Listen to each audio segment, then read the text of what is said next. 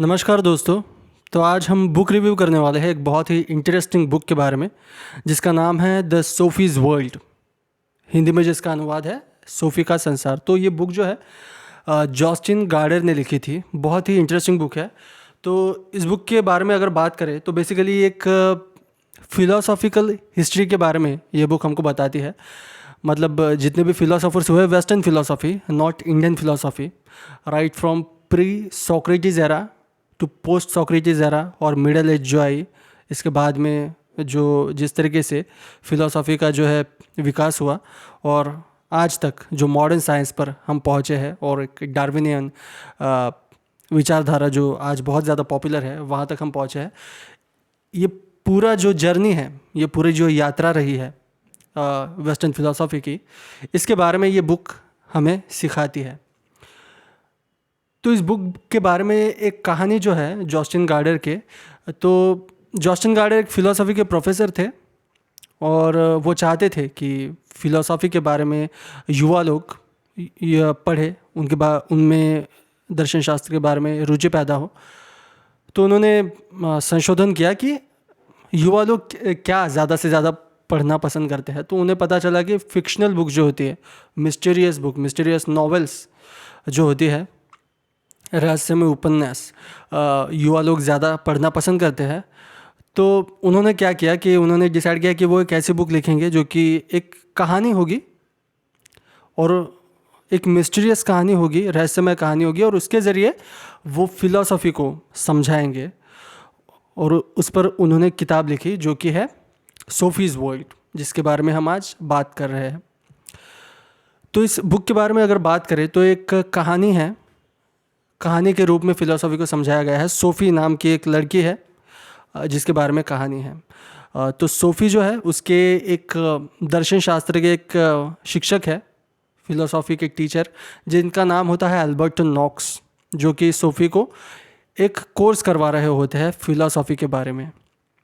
और उसके साथ और भी कई किरदार है, जैसे कि हिल्डे के डैड एल्बर्टोनैग। तो ये सब जो किरदार है इनका आपस में रिलेशन क्या है वो मैं अभी आपको रिवील नहीं करूँगा क्योंकि वो एक तरीके का स्पॉइलर हो जाएगा। क्योंकि एक मिस्टीरियस नॉवल है, आपको ज़रूर पढ़नी चाहिए। अगर आपको जानना है तो आप ज़रूर पढ़ें, खुद से पढ़ें। और बहुत ही रोचक कहानी है ये। तो इस बुक के बारे में अगर बात करें, इसकी जो फ़िलोसॉफ़ी की जो साइड है, कहानी को 2 मिनट के लिए साइड रख के इसकी फ़िलोसॉफ़ी की जो साइड है उसके बारे में हम बात करें तो वेस्टर्न फ़िलोसॉफ़ी में जितने भी फ़िलोसॉफ़र्स हुए हैं, right from Thales, pre Socrates era में जो हुए थे, जो कि भौतिकवादी थे, मटेरियलिस्ट फ़िलोसॉफ़र्स थे, उनके बारे में, और टू सोक्रेटिस और पोस्ट सोक्रेटिस एरा में जितने भी हुए फ़िलोसॉफ़र्स, उसके बाद मिडल एज में जो भी आए, रोमांटिसिज्म में जितने भी फ़िलोसॉफ़र्स आए, right from there to socialist philosopher जो हुए, right from there to Marxism, Darwinism, वहाँ से लेकर बिग बैंग की थ्योरी जहाँ पर हम आज पहुँचे हैं, और वो सब चीज़ें जो हम आज भी पूछ रहे हैं और आज भी नहीं जानते, उन सब के बारे में यहाँ पर बात की गई है। तो ऑलमोस्ट सारे फ़िलोसॉफ़र्स जो है इस बुक में जो है कवर हो जाते हैं। और बहुत ही लंबी बुक है, मुझे लगभग 2-3 हफ्ते लगे थे इस बुक को कंप्लीट करने में। और बहुत ही इंटरेस्टिंग बुक है, रोचक बुक है, और फ़िलोसॉफ़ी को जो है बहुत ही इंटरेस्टिंग वे में समझाते हैं। क्योंकि फ़िलोसॉफ़ी जो सब्जेक्ट है बहुत बार बोरिंग भी हो सकता है, क्योंकि इतने पुराने फ़िलोसॉफ़र्स के विचारों को पढ़ना, वो उन चीज़ों के बारे में बात कर रहे हैं जिनके बारे में हम जानते हैं, और वो फ़िलोसॉफ़र जो है बहुत चीज़ों में गलत भी रहे हैं जो कि हम आज जानते हैं, उस वक्त नहीं जानते थे। तो ये बुक जो है बहुत ही इंटरेस्टिंग वे में उन सारे फ़िलोसॉफ़र्स की फ़िलोसॉफ़ी के बारे में हमको बताती है और सिखाती है। तो हर एक फ़िलोसॉफ़र जो है उसकी जो विचारधारा है, जो प्रश्न उसने पूछे, जैसे कि कोई भी फ़िलोसॉफ़र है, उन्होंने एक पर्टिकुलर सब्जेक्ट लेके उसके बारे में प्रश्न पूछे हैं। जैसे फ़िलोसॉफ़ी जो है, आज के दौर में हमारे पास मैथमेटिक्स है, फिज़िक्स है, लेकिन जब ये सब नहीं था तब सारे के सारे सब्जेक्ट जो है फ़िलासफ़ी के दायरे में आते थे।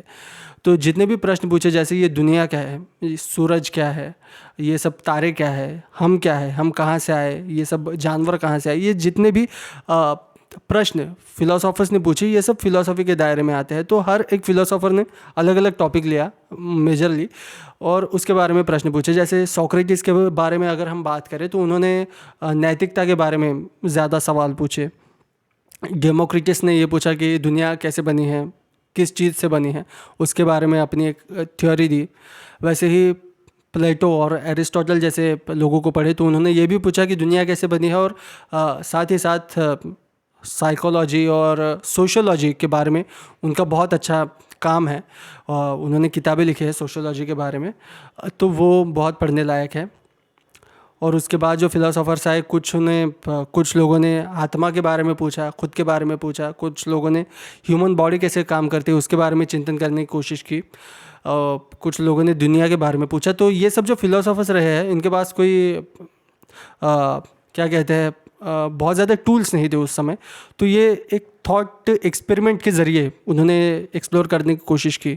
तो इस बुक में बहुत ही खूबसूरती से हर एक फिलोसोफर के बारे में संक्षेप में दिया गया है, जिससे कि आपको पता चलेगा कि किस फिलोसोफर ने क्या काम किया है, और कौन से फिलोसोफर्स के क्या विश्वास थे, और कैसे अलग अलग फिलोसोफर्स में कॉन्ट्राडिक्शंस थे, वो सब आपको जो है समझ आएगा।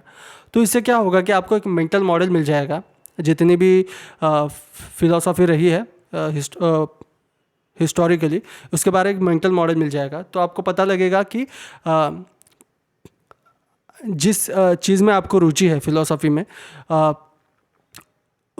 उस चीज़ के बारे में अगर आपको पढ़ना है तो किस फिलोसोफर को आपको पढ़ना चाहिए। जैसे आपको नैतिकता के बारे में पढ़ना है तो आप सोक्रेटिस और प्लेटो की तरफ जा सकते हैं, या फिर आपको सेल्फ इंक्वायरी में इंटरेस्ट है तो आप डेकार्ट की तरफ जा सकते हैं। तो ऐसे अलग अलग फिलोसोफर्स, तो आपको जो है रेफरेंस पॉइंट्स मिल जाएंगे कि आपको क्या क्या और आप पढ़ सकते हैं। तो ये बुक जो है सोफीज़ वर्ल्ड, अगर आपको दर्शन शास्त्र में रुचि है, थोड़ी सी भी रुचि है, तो और एक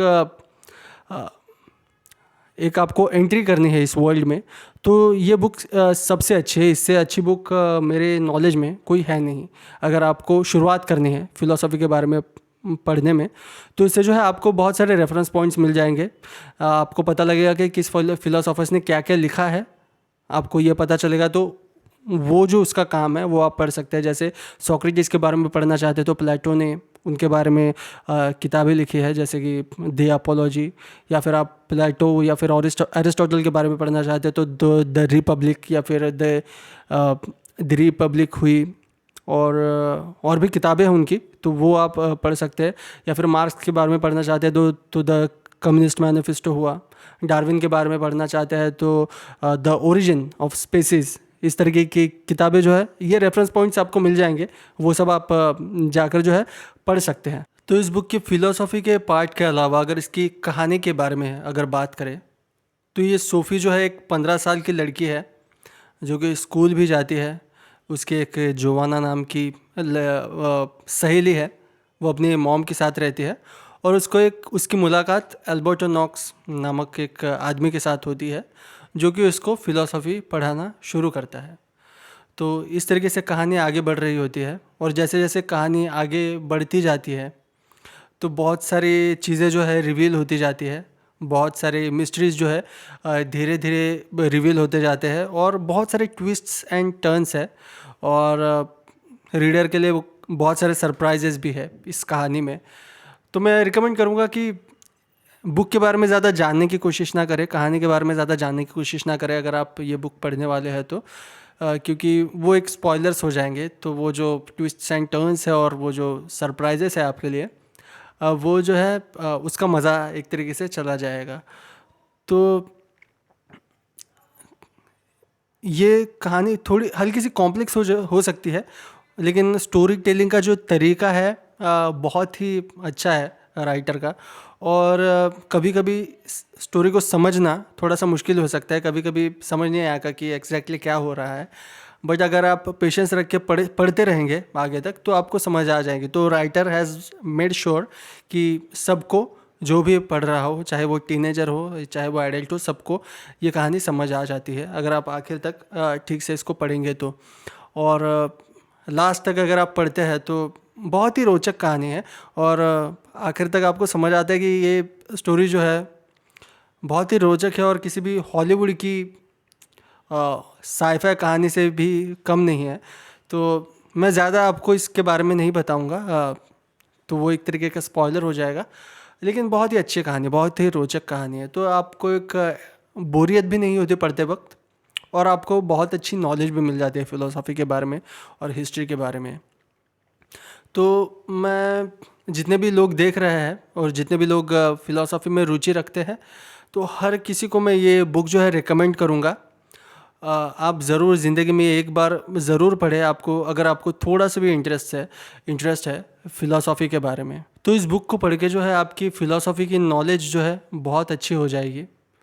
अलग अलग फ़िलोसोफर्स, हमारे पूर्वज दुनिया के बारे में किस तरीके से सोचते थे, वो पढ़ना काफ़ी रोचक रहेगा। आपको समझ आएगा कि हमारे पूर्वज किस तरीके से सोचते थे जब हमारे पास बहुत ज़्यादा नॉलेज के सोर्सेस नहीं थे। और ऐसे फ़िलोसोफर्स को पढ़ के जो है आपकी क्रिटिकल थिंकिंग भी अच्छी हो जाएगी, क्रिटिकल थिंकिंग डेवलप हो जाएगी, आपकी सोचने की क्षमता और अच्छी हो जाएगी। और साथ ही साथ इस बुक को अगर आप पढ़ोगे तो अगर आपको हल्का सा भी इंटरेस्ट है फ़िलोसॉफ़ी में, तो आपकी रुचि जो है और भी ज़्यादा बढ़ जाएगी फ़िलोसॉफ़ी के बारे में, और आप और ज़्यादा शायद पढ़ना शुरू कर दें फ़िलोसॉफ़ी के बारे में। और मुझे ऐसा लगता है कि फ़िलोसॉफ़ी एक ऐसा विषय है जो एक इंसान को एक बेहतर सोचने वाला इंसान बनाता है, और पर्सनैलिटी में, उसके इस थिंकिंग की वे में एक बहुत ही मेजर चेंज लाने की क्षमता रखती है फ़िलोसॉफ़ी का जो अध्ययन है वो। तो मैं सबको ये बुक रिकमेंड करूँगा, बहुत ही अच्छा रीड है और मेरे हिसाब से सबको पढ़ना चाहिए। तो दोस्तों, ये था मेरा रिव्यू इस बुक के बारे में, द सोफीज़ वर्ल्ड के बारे में।